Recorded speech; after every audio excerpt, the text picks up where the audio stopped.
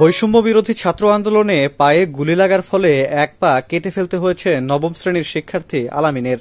আন্দোলনের আগেও যে খেলাধুলা করত, দৌড়াদৌড়ি করত, সেই ছেলেই এক পা হারিয়ে এখন দিন পার করছে হাসপাতালের বিছানায়।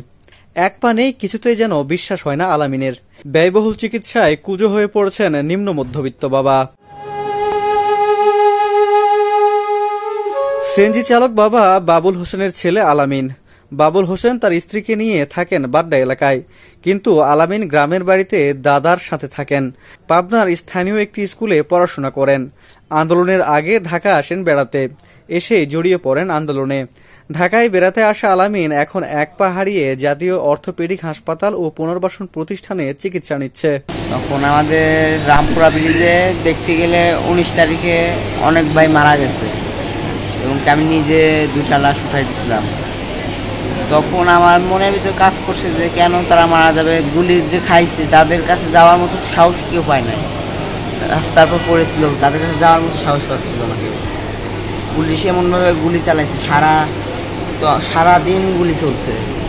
তখন মানে আমাদের ওখানে যারা মারা গেছে তাদেরকে তো অ্যাম্বুলেন্স করে পাঠানো হয়েছে, কিন্তু আমার যেদিন গুলি লাগে ওই দিন রাত্রে আমি তো এখানে আসছি, তারপরের দিন আমি শুনছি নাকি ওখানে অনেক ভাই গুলি খায় মারা গেছে। আমার পরে আমি সর্বপ্রথম গুলি খাই।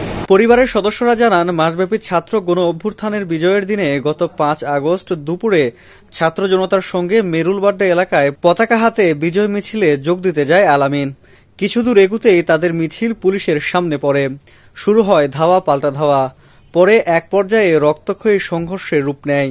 পুলিশ এলোপাতাড়ি গুলি বর্ষণ ও টিয়ারশেল নিক্ষেপ করলে পুলিশের ছোড়া গুলিতে পা, বুক, হাত ও পিঠ সহ শরীরের বিভিন্ন স্থানে গুলিবিদ্ধ হয় অনেকেই। তাদের মধ্যে আলামিনও গুলিবিদ্ধ হয়। খারাপ লাগে না? না, খারাপ লাগবে কেন খারাপ লাগে না? দেশ স্বাধীন করছি, খারাপ লাগবে না, আরো খুশি লাগে দেশ স্বাধীন করছি। সেখান থেকে ছাত্ররা তাকে উদ্ধার করে প্রথমে বাড্ডা এলাকায় একটি বেসরকারি ক্লিনিকে নিয়ে ভর্তি করান। পরে সেখান থেকে পঙ্গু হাসপাতালে ভর্তি করা হয়। আর পায়ে গুলি লাগার কারণে মাংসে পচন ধরা শুরু করে। পরে চিকিৎসকরা আলামিনের বাম পা কেটে ফেলেন। এরপর থেকে সেখানেই চিকিৎসা চলছে তার। এখন পর্যন্ত চিকিৎসায় তাদের লাখ টাকার উপরে খরচ হয়েছে, সব টাকায় ধার দেনা করা।